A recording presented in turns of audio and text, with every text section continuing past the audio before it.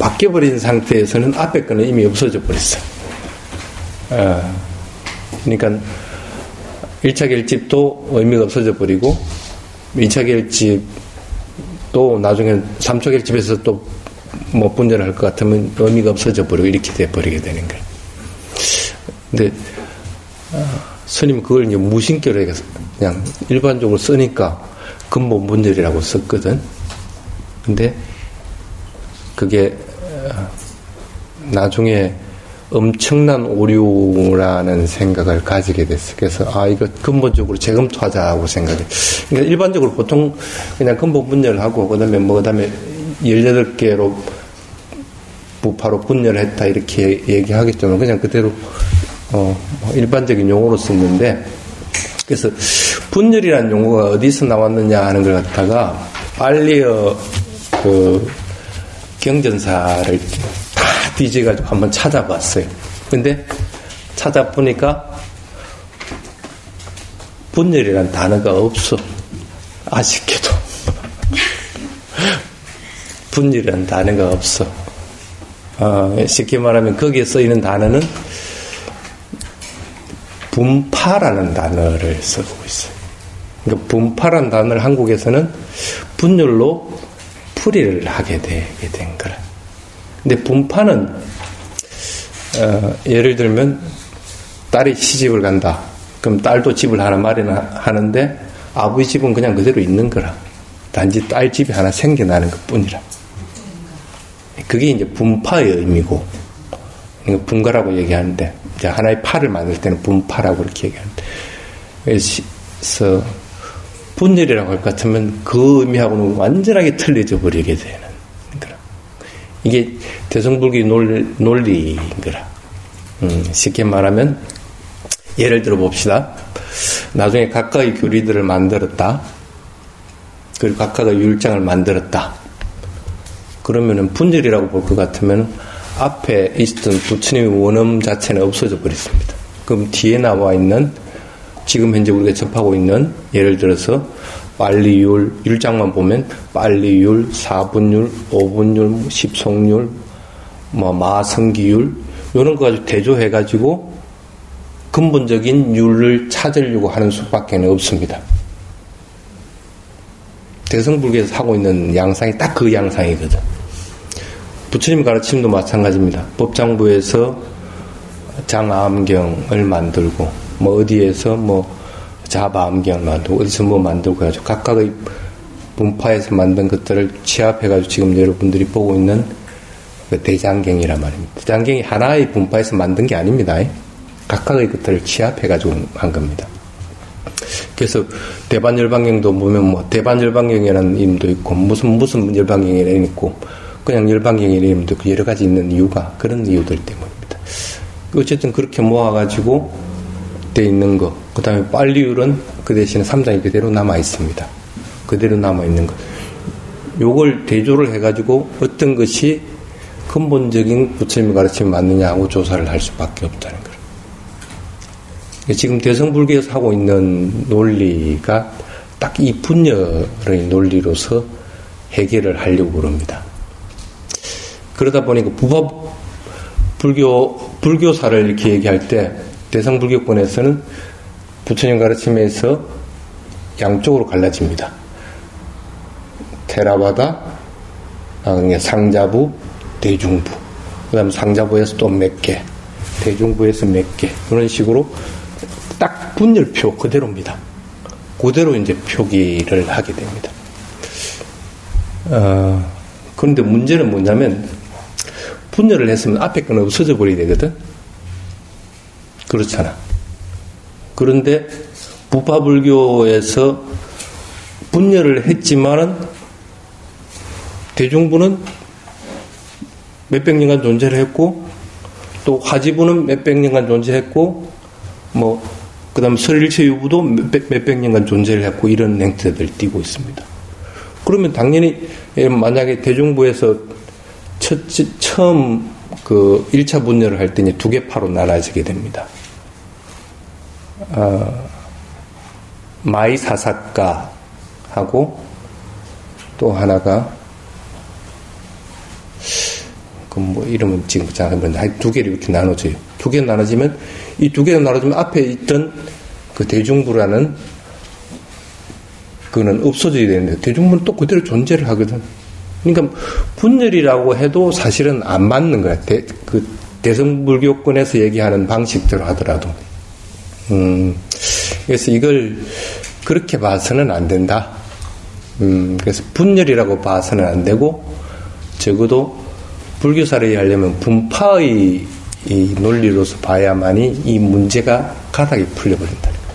그렇지 않으면은 테라와다의 원류가 어디 있냐고 맨날 찾는 수밖에 없는 거예요. 그러니까 분열했으니까 없어졌으니까 쉽게 말하면 뭐 그 분별부가 테라와다의 원류다. 또는 뭐 설산부의 교리가 지금 테라와다의 교리하고 비슷하니까 설산부가 원류다. 이런 식으로 계속 찾을 수밖에 없다. 근데 실제로는 그대로 한 줄기로 존재를 해왔는데. 그래서 용어를 스님이 잘못 선택을 했다 하고 이제 결론을 내렸어요. 그래서 분열로 인해서 분파한 것은 틀림없는데 그것을 그냥 분열로만 기록을 한 경우에는 그런 여러 가지 문제점을 가지게 된다.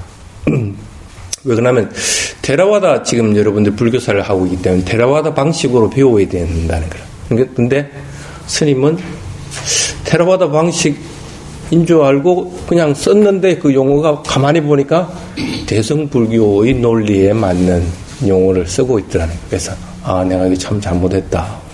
반성을 한 겁니다. 그래서 3차 결집도 물론 다 만들었는데 이걸 다시 재검토합니다. 지금. 이거 이렇게 해가지고는 오리지널 테라와다 불교사를 알기에는 좀 힘들 수도 있다. 그래서 단 한 주 아니면 두 주겠지만 다시 재검토해서 2차 결집부터 다시 자료를 내줄 겁니다. 그렇다고 지금 2차 결집한 그 강의한 것이 틀린 것은 아닙니다. 틀린 것은 아니기 때문에 강의를 다시 하는 것은 없고 내가 이 끈다는 걸 깜빡했습니다. 손만아 스님인데 스님 강의 중이니까 나중에 지금 서울이라 깜빡했지?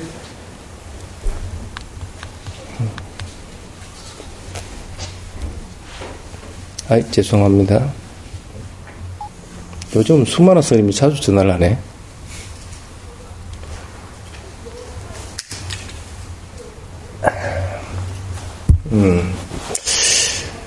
그래서 그 내용을 그 주석서하고 스리랑카 불교사를 한번 쭉 뒤다보면서 찾아봤어요. 뭐라고 나와 있느냐면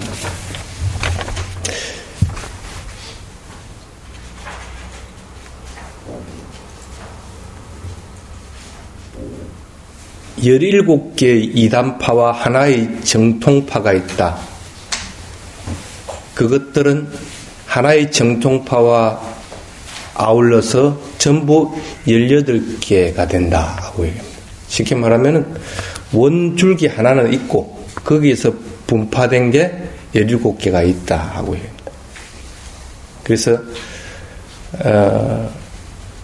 원래 부처님의 가르침을 전하는 것이 테라와다라고 있고 거기서 나무에 가지가 뻗어나가듯이 하나씩 분파를 해나갔다고 얘기를 합니다. 그래서 그 분파된 것이 처음에 100년 이내에는 없었고 그 뒤에 150년 아니면 200년 기간 내에 각각의 분파들로서 분포된다 하고 얘기를 합니다. 그래서 거기에서는 원어를 분명하게 빈나와 그렇게 이제 그 다음에 베다 비치타 해가지고 그 용어들을 써가지고 하고 있습니다. 그래서 그 용어들을 갖다 분석을 해보니까 분열이라고 용어를 쓸 수가 없다. 분파라고 써야만이 이게 바른 용어다 하는 생각을 하게 됐습니다.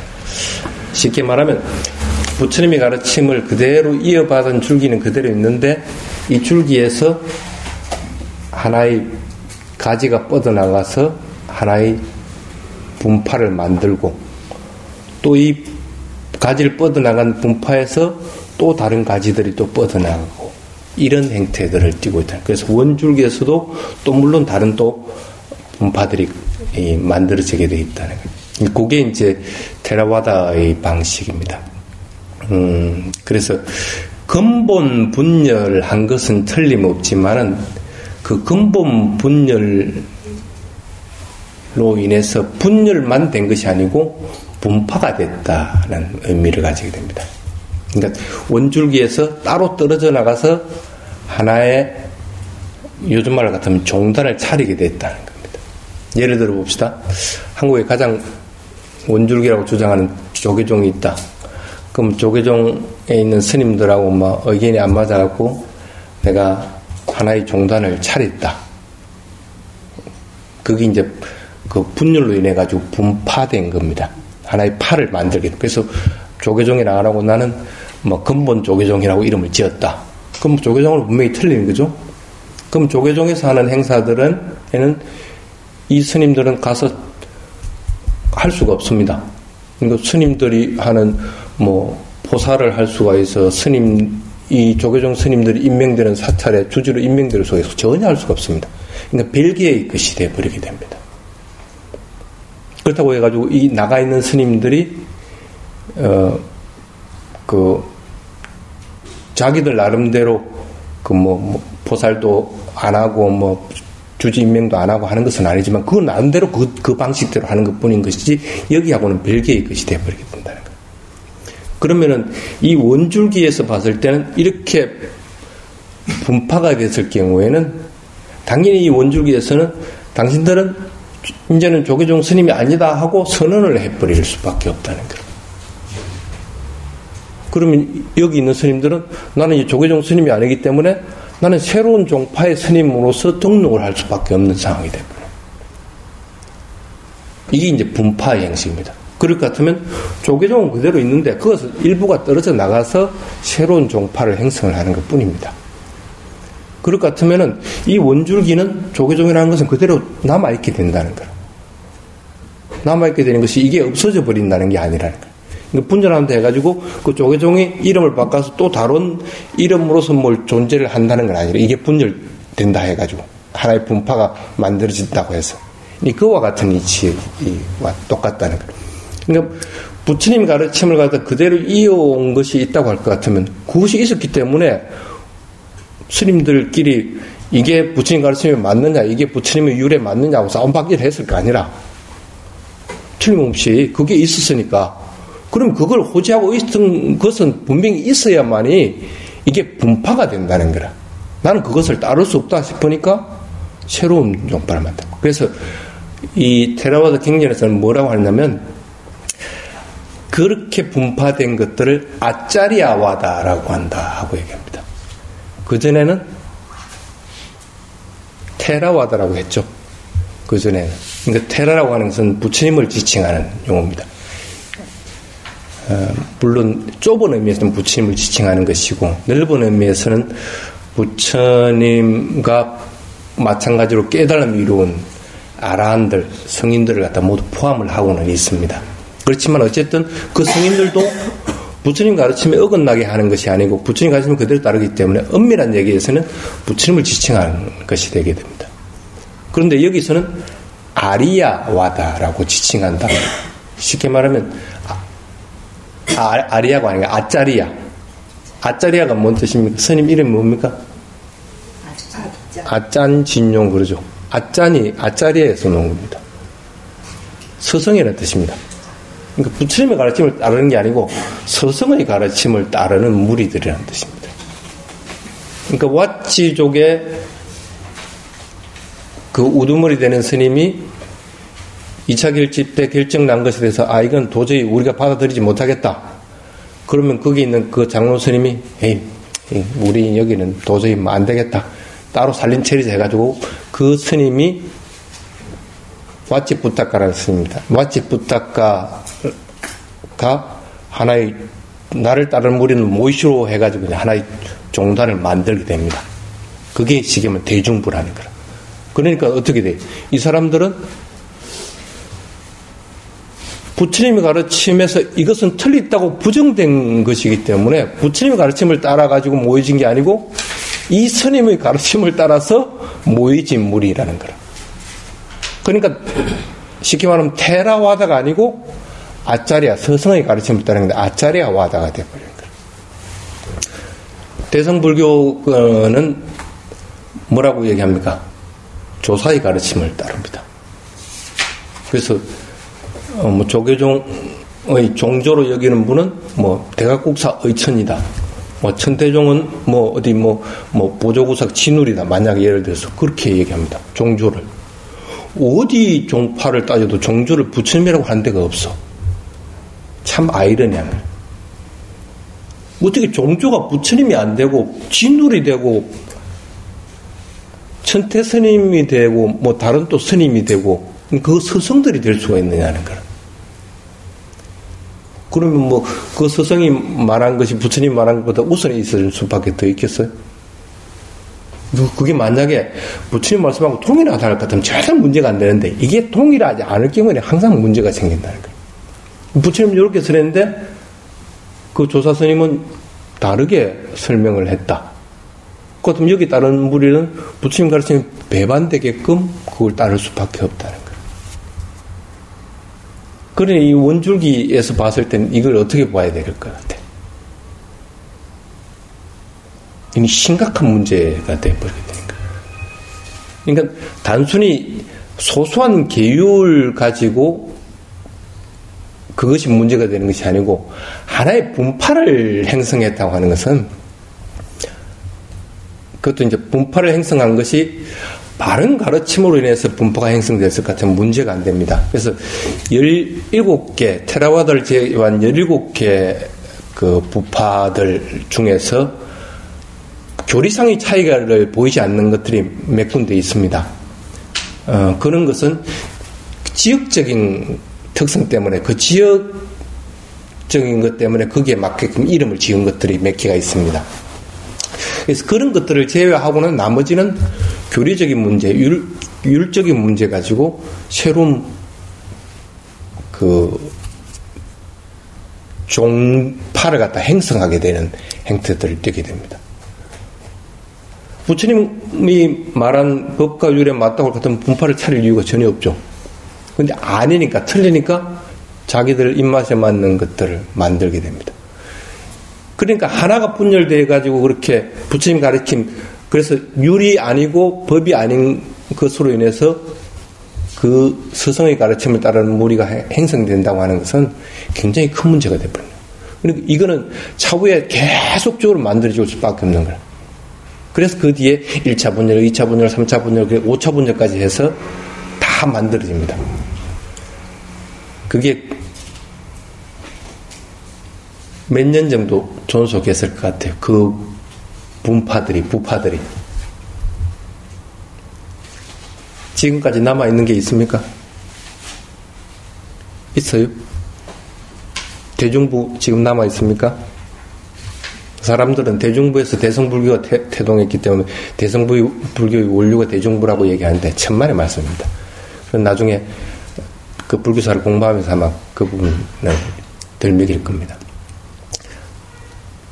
각각의 부파들은 전부 다 소멸했습니다. 지금 남아있는 게 아무것도 없습니다. 최고로 오래 남은 게 700년. 만들어지고 나서 700년. 그렇지 않으면 전부 200-300년 이내에 다 소멸돼 버리고 남아있는 것은 그 종파가 남아있는 게 아니고 그 종파에서 기록한 경들 그리고 율장들 요것만 지금 남아있는 얘기입니다.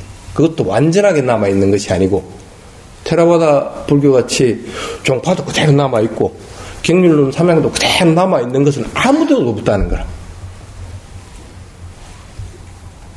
지금 현실적으로 봐도 이러는데 이걸 어떻게 분열로 볼 수 있느냐는 거예요.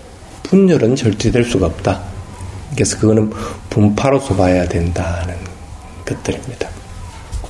이제 이해하겠습니까?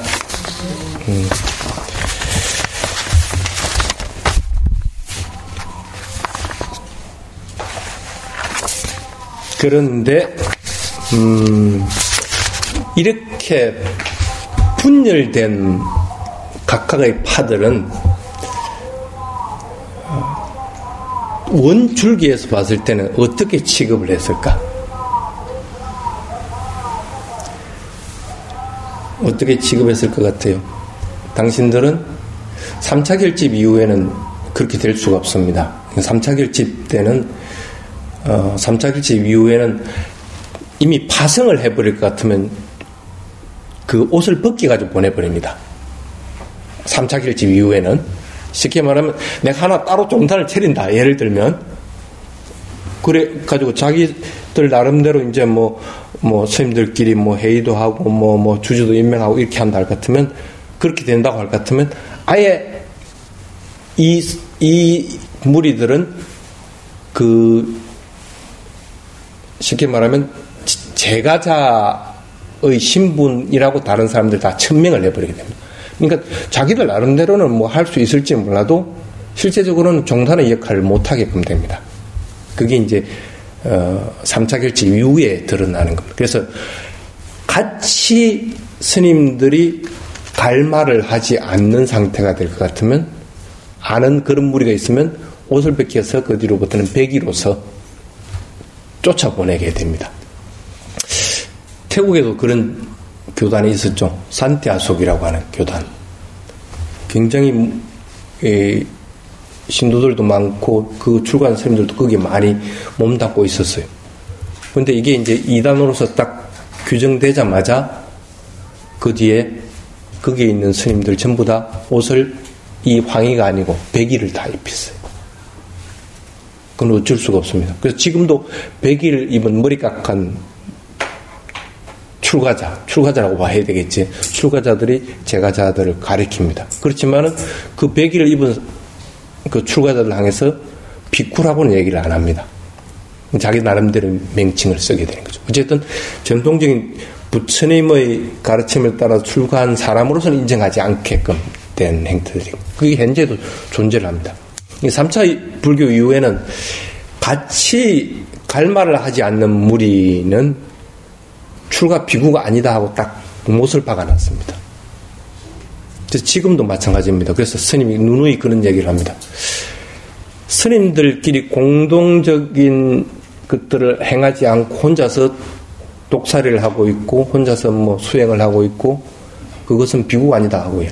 그거는 어쩔 수 없습니다. 3차 결집 이후에 그렇게 결정되어 있기 때문에 자기는 물론 계율도 어기지 않고 청정하게 수행하고 열심히 다 하고 있지만 혼자 사는 것은 비구로서 존재를 하지 않는다고 선언하는 것과 꼭 마찬가지입니다.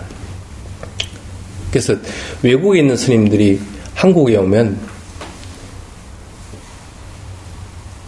그 마음에 두려움을 가지는 것이 뭐냐면 스님들이 포럼에 한 번씩 모여서 포살이나 여러 가지 회의들을 할 조건이 안 된다는 거.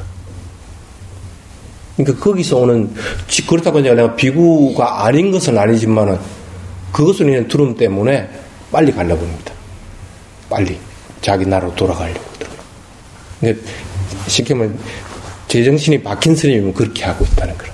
그러니까 제정신이 안 박힌 스님이면 한국같이 좋은 데가 어디 있어 마음 편하게 그냥 지낼 수 있으니까 그냥 지내려고 하는데 그렇지 않을 경우에는 빨리 가려고 한다는 거예요. 그게 뭐냐면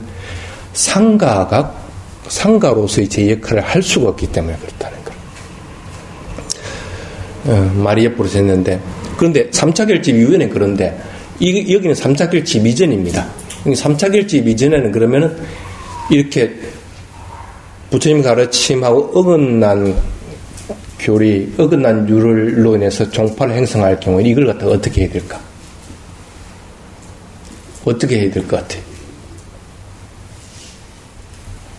성단에서 제재할 방법이 없습니다. 성단에서 그러니까 지금 테라와다에서 만약에 그렇게 떨어져 나갔다. 그럼 이 사람들을 제재할 수 있는 방법이 없습니다. 같이 갈말을 해야 뭔가 제재를 할 거 아니라 근데 갈말 안 하고 자기들끼리 아예 떨어져 나가버리면 이걸 어떻게 제재할 방법이 없습니다. 제재할 수 있는 게 딱 하나 있습니다. 뭐일까? 뭐가 있을까요? 여기서 선언하는 수밖에 없습니다. 저 사람들은 부처님의 가르침대로 법을 따르지 않고 부처님 가르침대로 율을 따르지 않는 비법자, 비율자들이다. 그러니 저 사람들은 출가 비구들이 아니다고 여기서 딱 선언하는 갈말을 하는 수밖에 없습니다. 그래야 할 것 같으면 적어도 여기에서는 저 사람들 봤을 때는 저는 출가 비구가 아니야. 근데 여기서는 실제적으로는 비구 생활을 하게 돼. 그렇게 되죠. 그럼 이 문제는 또 어떻게 할까? 그래서 율장에 규정이 되어 있기를 뭐냐면, 그렇게가 떨어져 나서 여기서 선언을 할 경우에는 여기에 있는 사람들은 권한들이 정지가 되게끔 되어 있어요. 정지가 되게 돼. 갈말을 해가지고 별도로 떨어져 나간 것들을 제재를 할 경우에는 그 사람들은 별주의 역할밖에 할 수가 없습니다. 그러니까 별도로 떨어져 나가서 참여하고 하는 그 나중에 복권을 할 걸 갖다 전제해 두고 이렇게 하는 것들입니다. 그런데 이것은 뭐 그것조차도 안 하고 아예 떨어져 나가 버리는 경우에는 별주가 아니고 부동주의 역할을 할 수밖에 없습니다. 쉽게 말하면 권한을 전부 정지시키는 수밖에 없습니다. 쉽게 말하면 출가 비구는 비구인데 그 스님이 있을 동안에는 비구라. 쉽게 말하면. 그런데 이 스님이 권한이 정지가 되어버리면 내 밑으로 제자도 둘 수도 없고 비구의 권한이 정지되니까 포살도 할 수가 없고 뭐 남을 가르칠 수도 없고 모든 권한이 정지가 되어버린 거야. 뭐 그렇다고 해가지고 출가 비구는 나가 탁발할 것 같으면 밥은 먹고 살겠지만 그 스님이 있을 동안에는 떨어져 나간 무리가 비구의 무리로서 존재를 하게 되는데 그 스님이 돌아가시고 나면 이미 이것은 출가 교단에서 맥이 끊어져 버리게 되는 거예요. 제가자들로 인해서 출가자 제자들이 왔다고 하더라도 이것을 인정을 받지 못하게 돼요. 왜냐하면 권한이 정지된 상태에서 제자를 두고 뭐 여러 가지 행사들을 하기 때문에. 그래서 여기서 의결된 것들, 여기에서 출가자들이 생겨난 것은 인정을 하지 못하게끔 되는 거예요. 만약에 대성불교가 여기 대중부에서 원류가 됐다고 같으면 이미 출가자 집단이 아닌 상태에서 맥을 잇게 되는 것이고, 또는 아예 새로운 무리 탑에 모여있던 제가자들로 인해서 새로운 종단이 생겨났다 같으면 출가를 어디서 한 거라?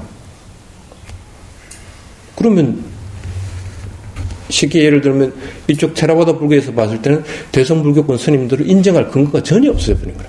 어디에서 출발을 했다 하더라도. 그래서 지금도 대성불교권 스님들을 테라바다 불교에 가면 출가 비구로서 인정을 안 해줍니다. 그건 그럴 수밖에 없는 사정. 그래서 일단 대중부가 생겼지만은 그 대중부가 무리가 아무리 많다고 하더라도 그 무리가 교단을 이루어서 후대에 전수되는 역사들을 가지질 못하게끔 되니까 그런 부분들이 있습니다. 그런데 문제는 뭐냐면 그 무리들이 이 원래 원주기에서 인정을 받든 아니면 사회적으로 그걸 인정을 받든 안 받든 자기들끼리 막 좋아가지고 그렇게 하면 돼.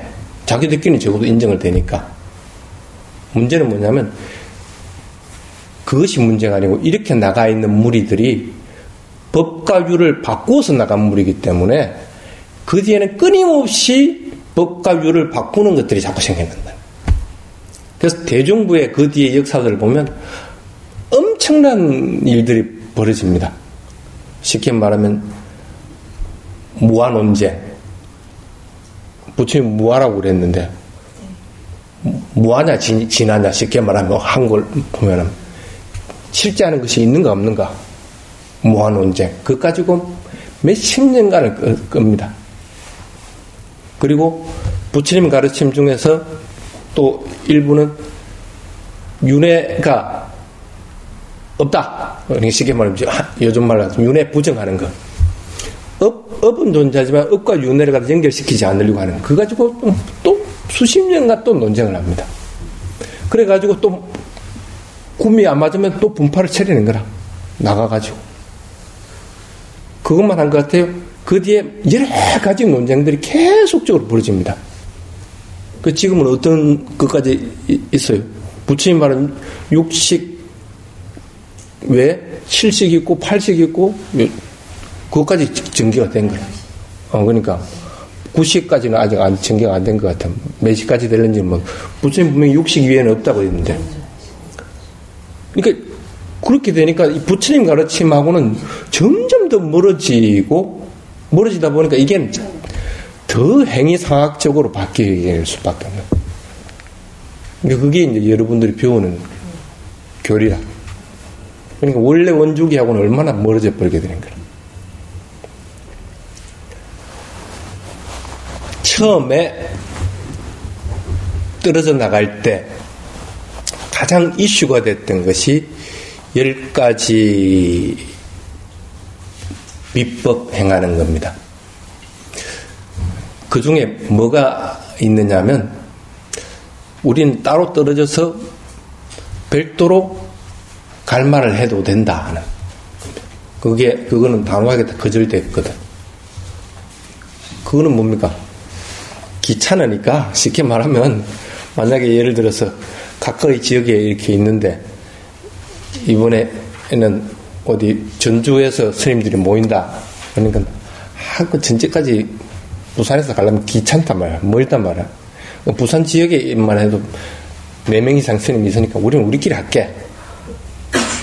하는 겁니다. 저하고는 별도로. 그렇게 하는 거라. 근데 뭐 이렇게 떨어져가지고 각각의 뭐 의논들 하면 이걸 어떻게 의견 일치를 할 거라. 그럼 예를 들어가지고 그렇게 했다 치자.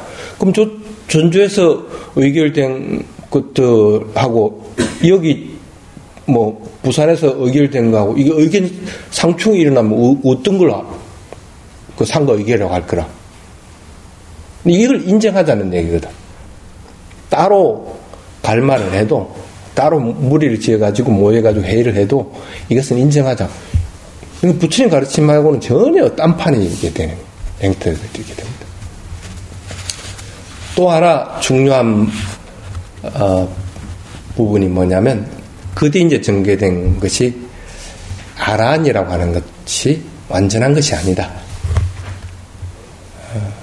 그렇게 이제 얘기를 합니다.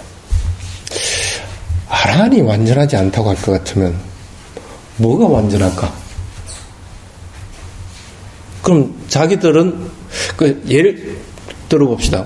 뭐 그 주장대로 아라한도 완전하지 않다고 인정한다고 칩시다. 그러면 자기들은 아라한보다도 더 뛰어나야만이 적어도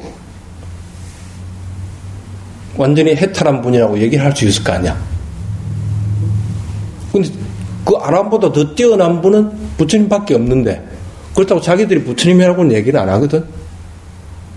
나는 부처다고 얘기하진 않는다는. 그럴 것 같으면 쉽게 얘기하면 그렇게 주장하는 사람들도 아라한보다도 적어도 동격이거나 못하는 수밖에 없습니다. 그러면 아라한보다도 못한 사람들이 아라한에 대해서 부정하는 것이 있을 수가 있을까? 예를 들어 봅시다. 나는 국민학교 3학년인데 3학년 산수를 알고 있는데 국민학교 2학년짜리가 3학년짜리 산수를 모르고 있으면서도 3학년짜리 산수한 것이 틀렸다고 얘기할 것 같으면 이게 말이 돼? 지는 모르고 있는데? 말이 안 되는 얘기라. 그러니까 아라한을 부정한다는 것 자체가 그 사람은 아라한이 아니다는 얘기와 마찬가지고, 아라한보다도 못한 사람인데 어떻게 아라한을 부정할 수가 있어?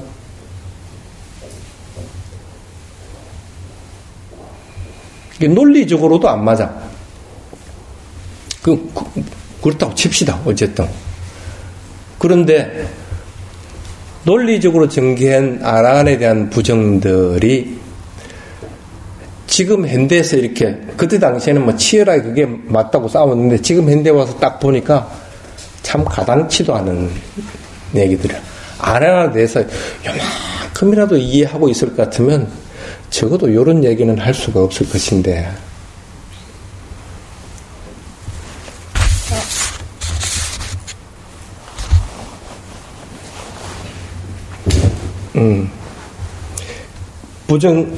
아란에 대해서 비판한 것이 뭐냐. 아란도 유혹당할 수 있다.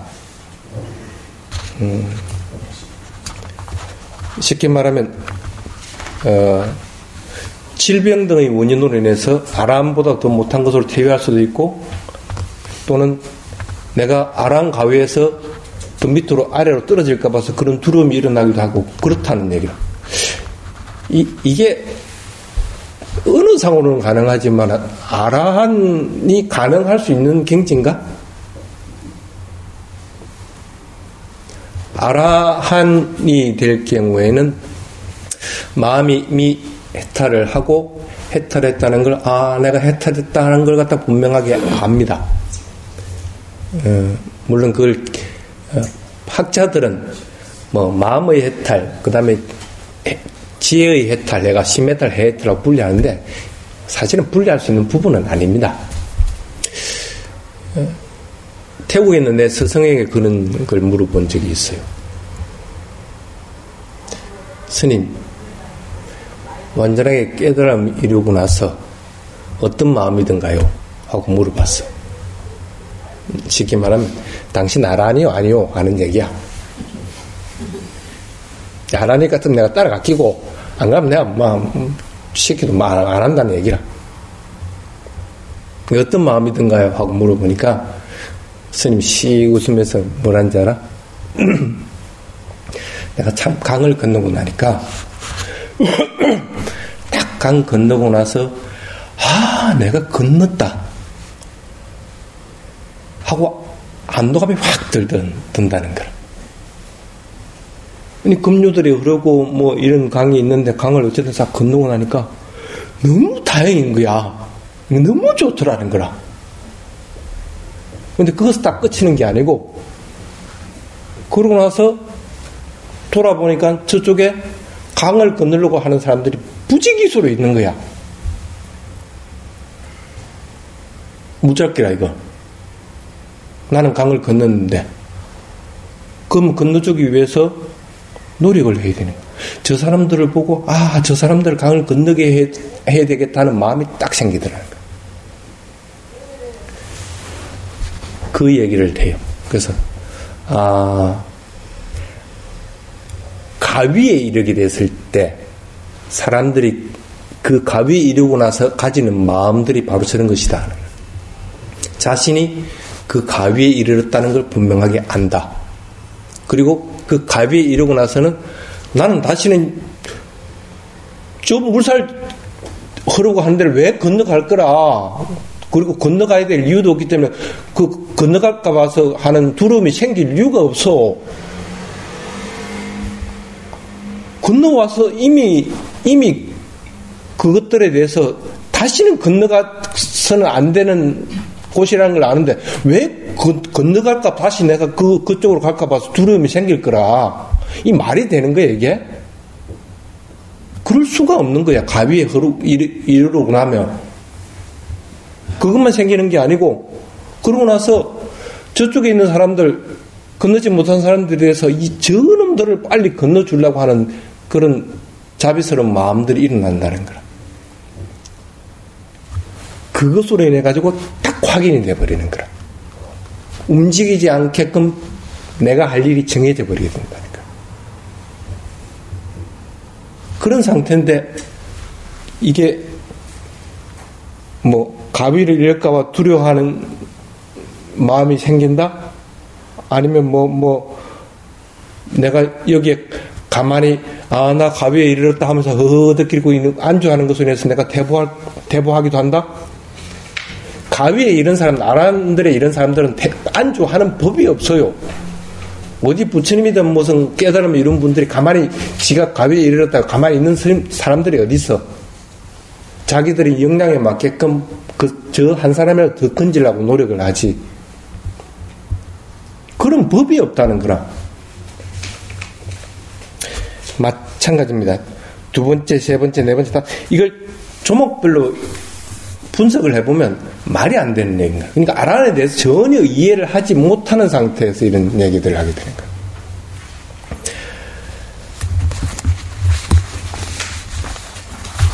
오늘은 적어도 여러분들이 아란이 되기 위해서, 아란이 된다니까 뭐야. 적어도 이것만큼은 해라. 아란에 이르지 못한다고 하더라도 요거는 해야만이 적어도 내가 한 물길은 건넜다 하고 스스로 안도감은 가지게 된다. 그래서 저쪽으로는 다시 안 가려고 그래. 아란이 아니라 예륙가가 아니라 적어도 요것만 돼도 다시는 저쪽으로 안 가. 다시는 저쪽으로 안 가. 적어도 이 생에서는. 그게 뒤에 나와 있는 테라담마 10가지입니다.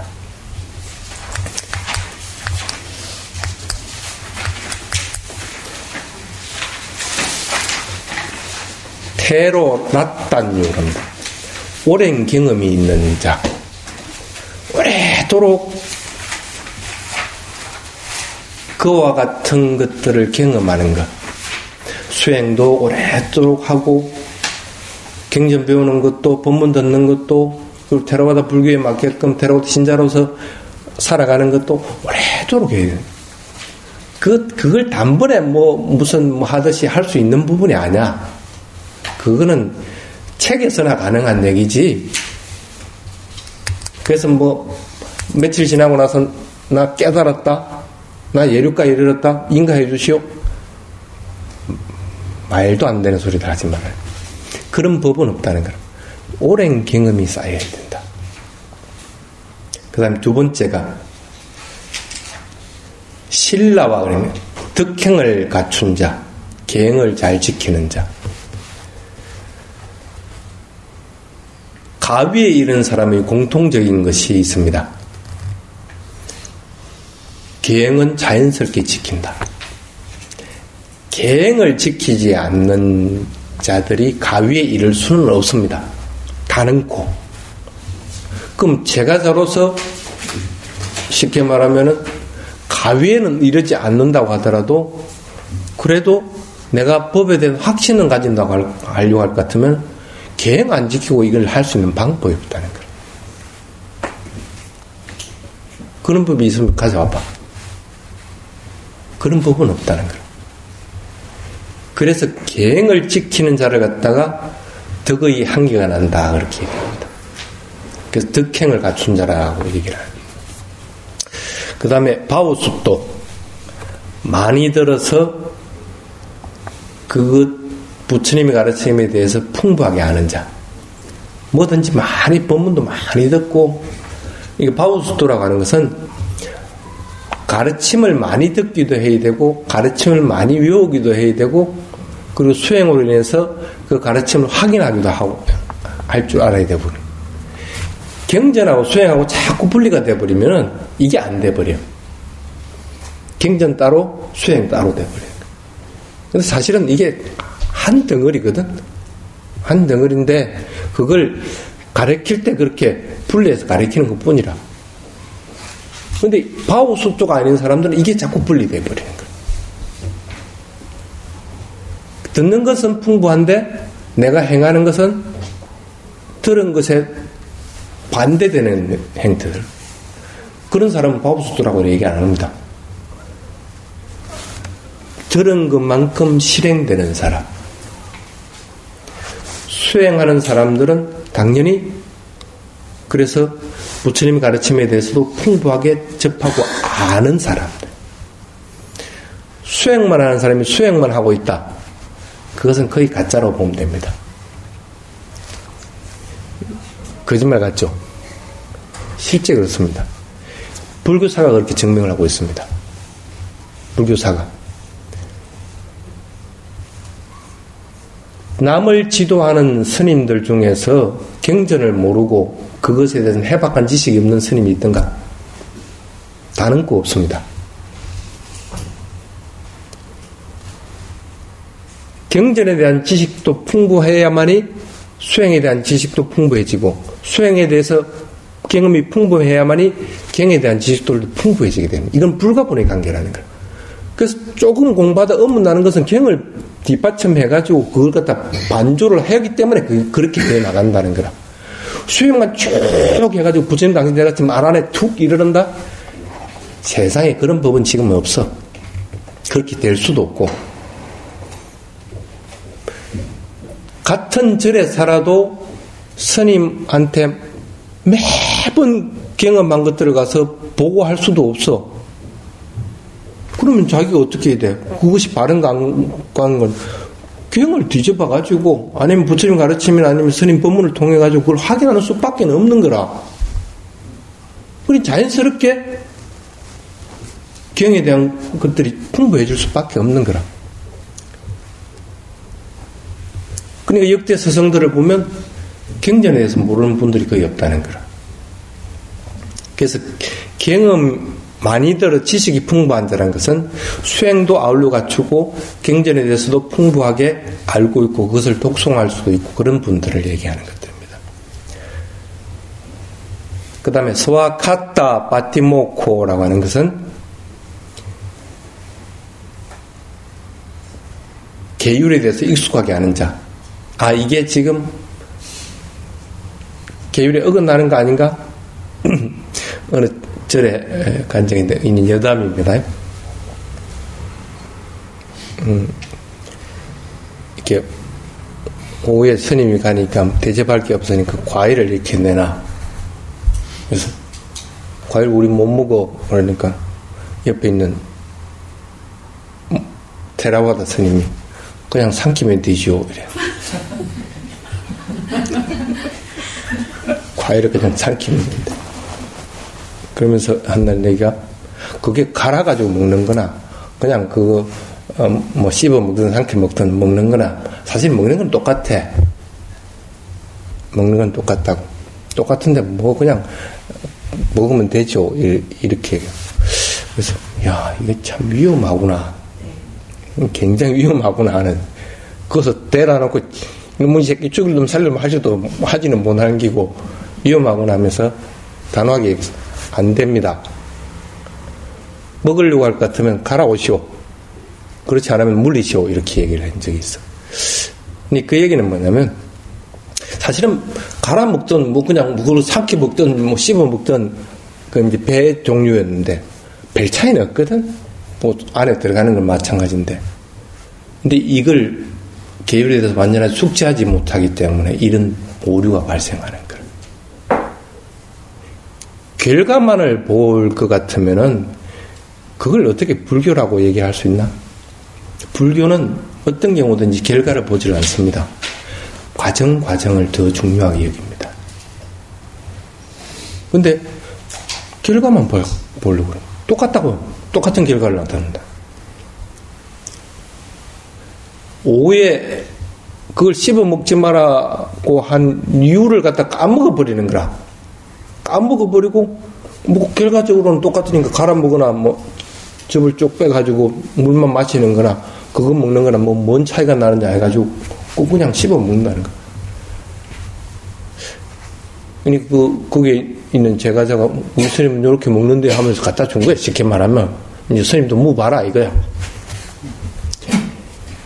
이게 뭐냐면, 계율에 대해서 익숙하게 알고 있지 못하기 때문에 그래요. 여러분들은 안 그럴 것 같아요? 우리 선언에서도 그런 적이 있어요. 스님 목에 지키려고 하는데 딱 하나가 걸리는데요. 뭔데 하니까 취하지 않겠구만 먹으면 안 될까요? 그러니까 그건 자기가 술 먹었다 생각 안 하는 거야. 그러니까 취하지 않겠구만 먹으면 안 될까요? 계율에 익숙하지 않으니까. 그러니까 이 항목이 딱 걸리는 거라. 이 항목 자체가. 한 방울도 먹지 말라고 하니까, 아, 이걸 안 먹고 어찌 사느냐 하는 이 계율이라는 항목에 딱 걸려버리겠네. 아니, 그거하고는 관계없이 살아가면 돼. 술이란 게 애초부터 없다고 생각하고 살아가 버리면 전혀 문제가 없는데, 항목에 걸리지 않는데, 자기는 먹어야 되겠는데, 취하지 않겠구만 먹으면 문제가 전혀 없는데, 이걸 한 방울도 먹지 못하게 하니까 이 딱 항목에 걸려버리는 거라. 계율을 숙지하려면 반드시 그것에 대해서 자세하게, 분명하게 알고 하라는 거라. 그 다음에 5번째가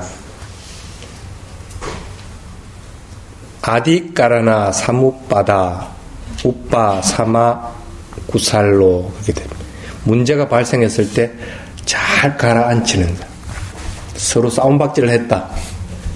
그러면 이 두 사람이 팽팽하게 의견 대립했을 때 이 두 사람 다 기분 나쁘지 않게끔 잘 중재해가지고 수긍할 수 있게끔 만드는 거예요. 가족 간에도 아마 그럴 겁니다. 그런 노력들을 자꾸 해야 됩니다. 그래서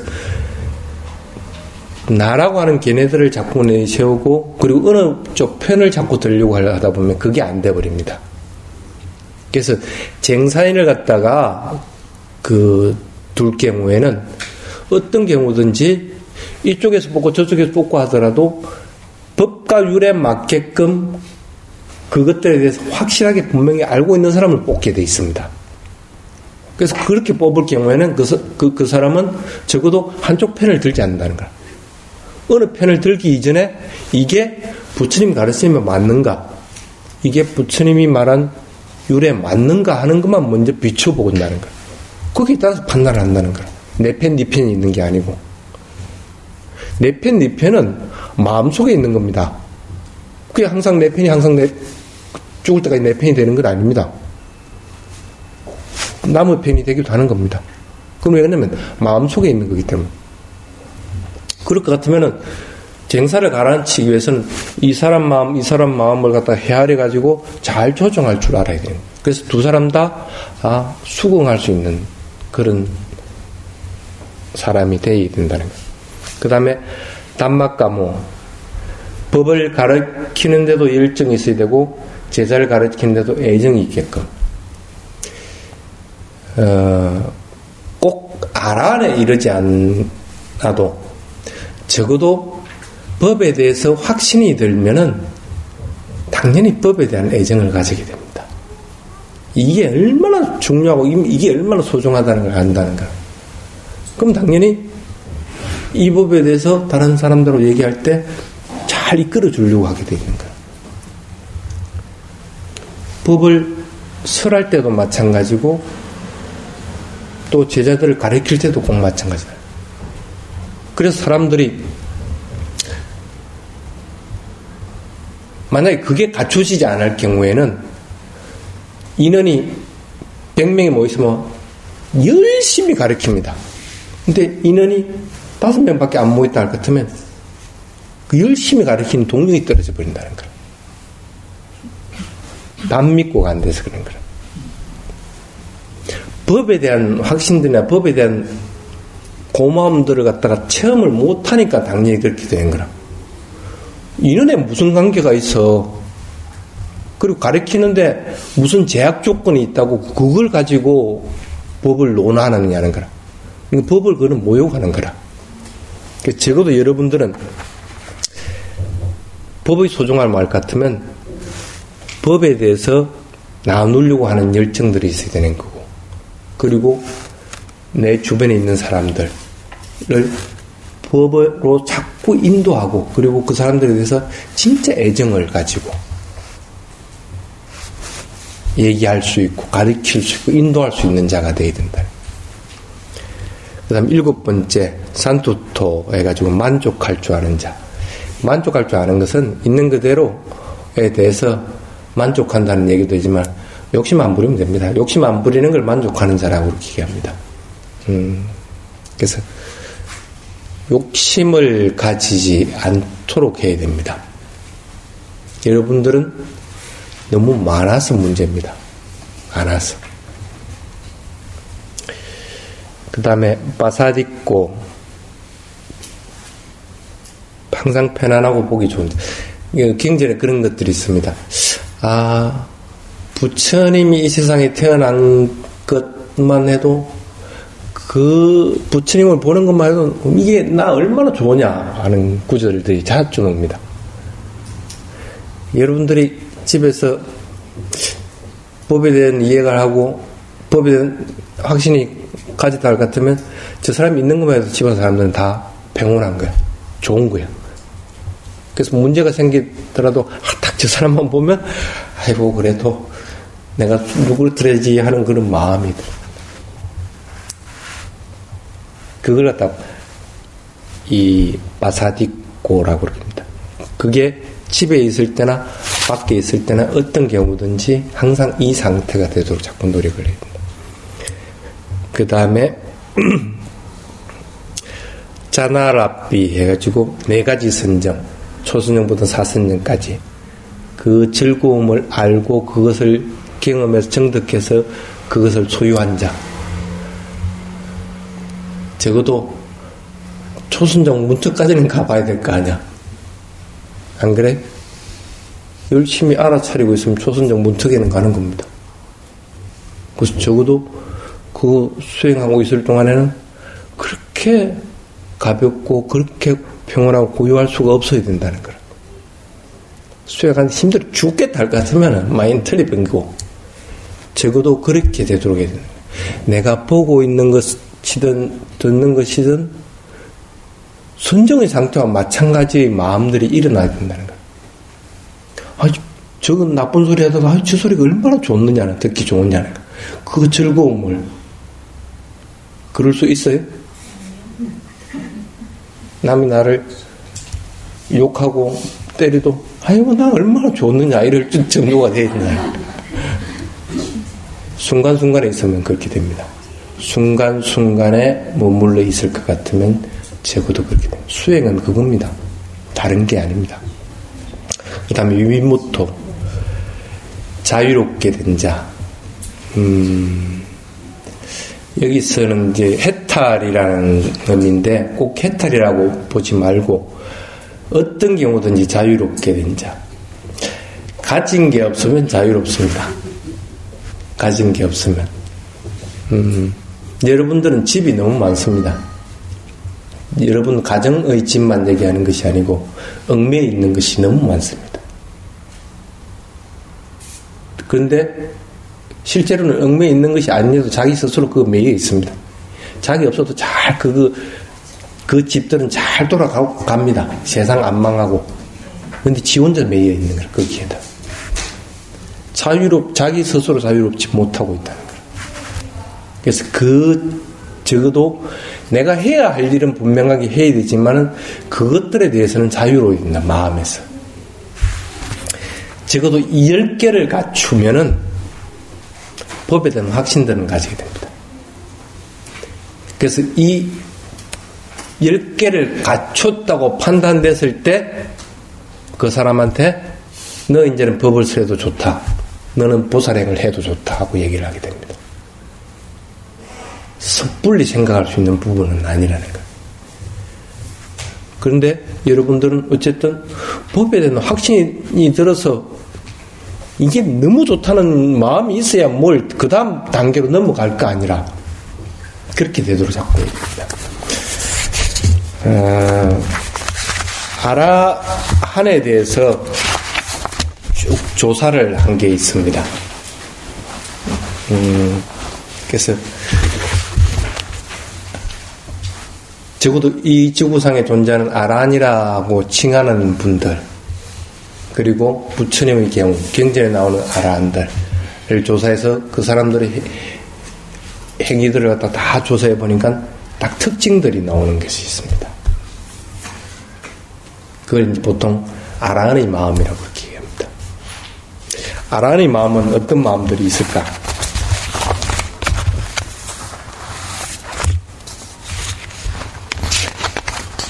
첫 번째,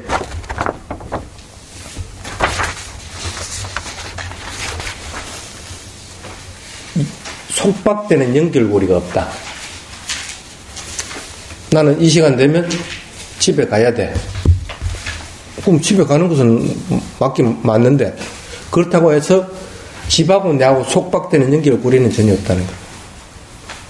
쉽게 말하면 집에 안 가고 내가 또 다른 법을 쓰라는 것이 있을 것 같으면 그거 가는 거라. 그 집에 안 가는 것에 대해서 어떤 문제도 발생하지 않는 거라. 왜? 연결고리가 없기 때문에. 대부분 문제가 뭐냐면 여러분들은 번뇌가 하나 일어나면 문제가 안 돼. 근데 이 번뇌가 한 두세 개 일어나가 이게 서로 연결되어 버린다 그러면 이게 문제가 되어버립니다. 안 그럴 것 같아요?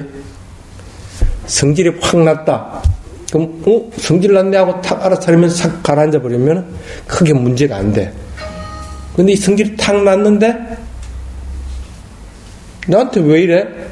나한테 왜 이런 성질을 부려? 하고 나라고 하는 거하고 화하고 탁 연결이 돼버리면 이게 문제가 돼버리는 거야. 이 연결고리만 없으면 전혀 문제 없어. 나라고 하는 거 지 혼자 있을 때는 지가 아무리 뭐 나가 최고다 하는데 뭔 관계에 있어. 항상 문제가 되는 게 이 연결고리라는 거야. 그래서 적어도 여러분들은 그 연결고리는 안 만들어라. 만들지 마라. 그러려면 어떻게 해야 된다고? 저번에 마음의 세탁 10가지 부분 있죠. 크게 화내고 뭐 크게 뭐 욕심 부리고 하는 10가지. 그것이 없어야만 연결고리가 끊어져. 그래서 그 연결고리가 없이 자유롭다. 쉽게 말하면 여러분들은 그런 연결고리가 있으면은 세상에 갇힌 새와 같다 하고 경제에서는 비유를 합니다. 그 다음에 두 번째, 하나님의 마음의 두 번째는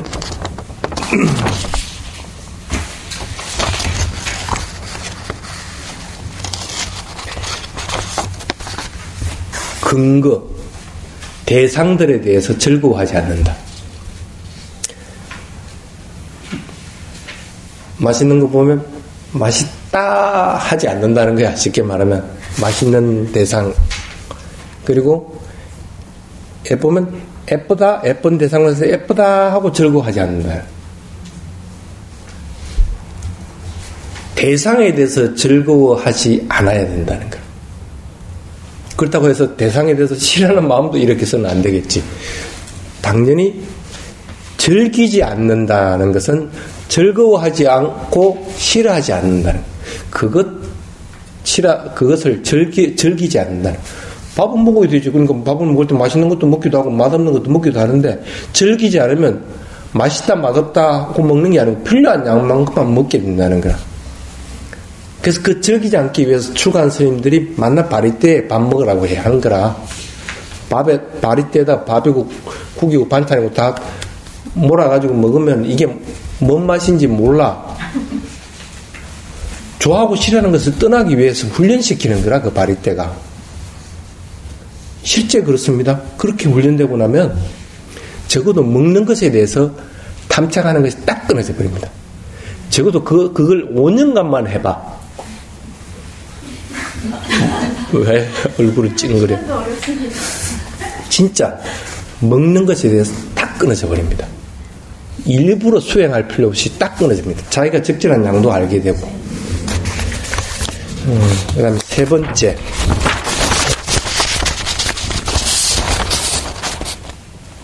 쓰레기를 모으지 않는다. 그러니까 여러분들은 아마 필요 없는 것들 엄청 집에, 내가 하나 뭐 어디 머문다 할 것 같으면 하루만 지나고 나면 뭐가 쌓여. 이틀 지나면 더 쌓이고. 그러니 물건만 쌓여. 돈도 더 쌓으려고 그러고 명예도 더 쌓으려고 자꾸 쌓으려고. 근데 그걸 갖다 부처님 뭐라고 하냐면 그걸 갖다 쓰레기라고. 왜? 이거는 무상한 것이고 변해가는 것들이라는 거야. 나에게 괴로움을 주는 것들이고. 그러니까 이거 안 모은다는 거라. 적어도 깨달음 이런 분들은 모으는 게 없다는 거라.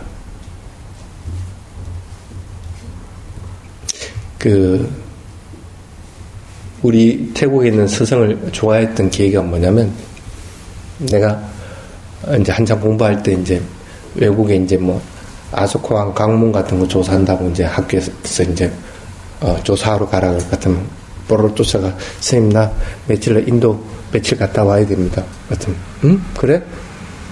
그러면서 가방에서 봉투채로 있어요. 그 스님은 이렇게 지갑이란 게 없어.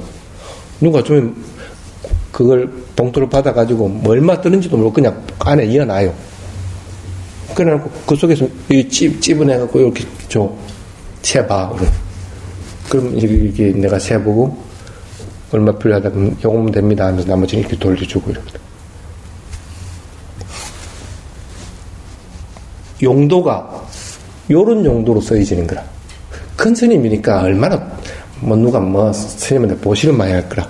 근데 이 스님은 한 번도 요걸 갖다가 자기 스스로 모아놨다고 생각을 안 하는 거야. 필요한데 꼬박꼬박 쓰는 거야. 그러니까 어디 가면 뭐 한다 할 것 같으면 그거 내고 뭐 한다 같으면 내고 만날 이러는 거라. 그러니까 나는 만날 갈 때 되면 기분이 좋은 거야. 돈은 스님한테 얘기하면 나오니까. 그게 뭐냐면 모아두지 않기 때문에 그런 거라. 필요할 때 쓰고 그리고 그것에 대해서 집착하지 않으면은 모아두지 않는 거라. 여러분들이 돈을 모으고 인간관계를 갖고 그 다음에 명예가 높아지고 하는 것들도 꼭 마찬가지입니다. 그걸 하지 말라는 것이 아니고 그것에 대해서 집착하지 않고 모아두는 습성을 가지지 않으면 더 좋은 데 쓸 수가 있다는 거라. 그래서 쓰레기를 모으지 말아라. 쓰레기를 모으지 마라. 그게 안 되면 아예 모으지 마. 진짜 실제로 모으지 마. 안 되면 모으지 마. 안 모으는 게 더 번뇌를 안 일으키는 거야. 그 다음에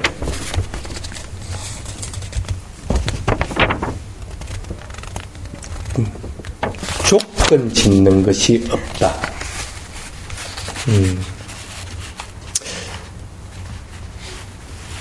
깨달은 분들은 조건 짓지 않는 마음으로 살아간다고 합니다. 쉽게 말하면 깨달은 분이 악한 행위를 할 수는 없습니다. 항상 선한 행위를 합니다. 무살라를 행하지만은 그렇다고 해가지고 조건을 짓지 않으니까 공덕도 받지를 안 해. 그래서 아라는 공덕 쌓는 일은 하지만 공덕을 받지는 안 해. 왜 그럴까? 예를 들어 봅시다. 여기에 매달 보니까 금전 출납부 이렇게 있더라고. 누가 얼마 내고 했는지는 몰라도 어쨌든 얼마 나왔다. 그러면은 어떤 사람은 무기명으로 돈을 5만원 내고 어떤 사람은 자기 이름으로 돈을 5만원 냈다. 예를 들어가지고 자기 이름으로 돈을 5만원 낸 사람은 선한 행위를 하고 그 행위로 인해서 공덕을 받습니다. 자기 이름으로 냈으니까. 근데 무기명으로 5만원을 낸 사람은 선한 행위는 했지만은 구살라는 행위 했지만은 그 분야는 어디로 가는 거라? 무기명인데 어디로 가야 될 곳이 없어져 버립니다. 그래서 구살라가 꼭 분야가 아니다 하는 거예요. 그러니까 쉽게 말하면 선한 행위가 공덕으로 다 연결되는 건 똑같은 것은 아니다고 얘기를 하는 겁니다. 쉽게 말하면 아라는 선한 행위를 했는데 받을 것이 없어. 무기명으로 했기 때문에. 그 얘기입니다. 쉽게 말하면. 그래서 여러분들은 적어도 조건 짓지 않는 행위들을 자꾸 해라. 그렇다고 해가지고 공덕을 짓지 말라는 얘기가 아닙니다. 적어도 깨달음에 이르지 않는 사람들은 조건 짓지 않는 것들을 해라는 건 뭐냐면 주고 나서 받을 거 생각하지 마라. 그래 버리면은 공덕도 안 돌아와. 한 것으로 끝내라는 거라.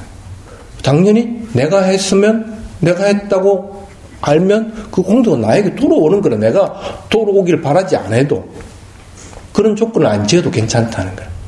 그래서 불교는 뭐라고? give and receive라는 거야. give and take 아니고. 그 다음에 깨달은 분의 공통적인 특성이 침착성. 어떤 경우든 침착하다. 아무리 급한 일이 있어도 마음은 항상 고요하고 평온한 상태이기 때문에 침착하게 그것을 대응한다. 뭘든지 빨리빨리 하려고 하고 또는 게을러지고 하는 사람들의 특성들은 보면 그 시간 동안의 마음은 딴짓들을 하고 있기 때문에 그렇습니다. 현재에 머물러 있지 못하면 침착성은 없습니다. 현재에 자꾸 머물러 있을 것 같으면 언제든지 침착하게 되어 있습니다. 안 되면 일부라도 해. 일부라도. 그래서 수행할 때 처음에 누구든지 가면 천천히 해라. 마음을 고요하게 뭘 가라앉혀야 뭘 하든지 할 거 아니라. 근데 뭐 평상시 하던 대로 뭐 빨리빨리 할 것 같으면 안 된다는 거예요. 그러니까 마음을 고요하게 가라앉히고 그리고 행동하는 것들이 침착할 수 있도록. 침착성이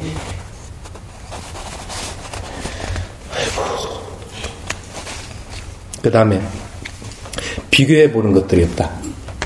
나라고 하는 만화가 없기 때문에 비교하는 습관들이 전혀 없습니다. 비교하는 것들이 없다는 것. 그런 것들이 있고 또 특성들이 뭐냐면 확고한 결심. 내가 뭔가를 한다 할 것 같다면 그것은 반드시 한다. 그 다음에 진정성이 있어. 말하고 행동하고 뭐 하는 것들이 진짜 모든 걸 내가 다 끄집어내갖고 하듯이 진정으로 한다는 거. 그 다음에 참을성, 인내하는 것. 어떠한 경우도 인내하는 것들이 있다는 것. 그리고 관대하다. 또는 자비.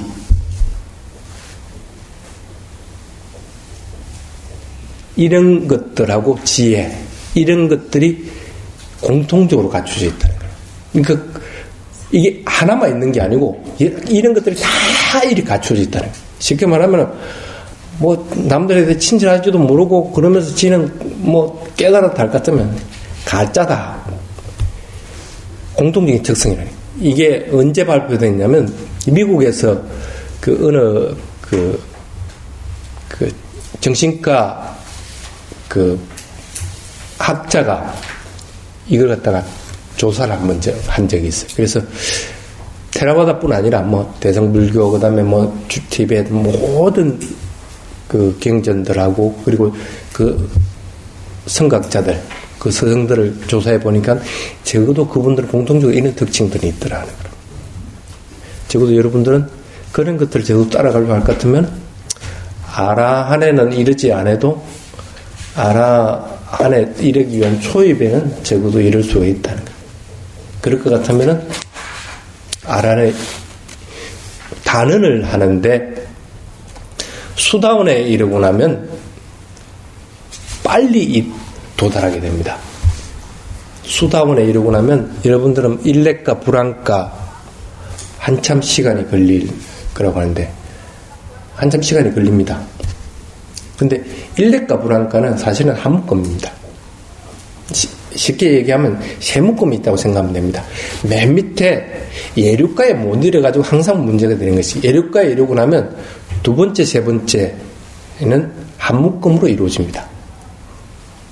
거짓말 같죠?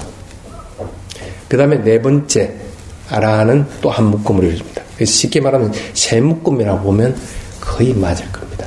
대부분 경전들을 다 뒤지고 그리고 그 깨달음이 이런 분들을 갖다가 조사를 해보니까 그런 특성들이 나타납니다. 자, 어쨌든 그렇게는 안 돼도 여러분들은 법에 대한 확신들은 가질 수 있도록 해야 됩니다. 그래서 적어도 부처님으로 인해서 가르친 가르침에 대해서 엉뚱하게 해석을 하지 말아라.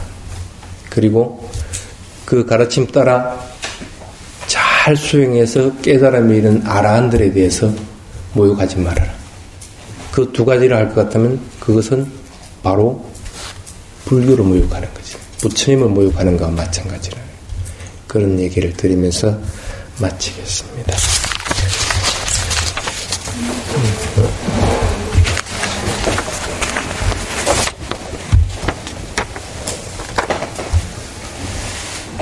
그리고 이 수계받을 사람 이름 적어놨는데, 짜따로 담마 와탄띠 아이완노 수칸 팔랑.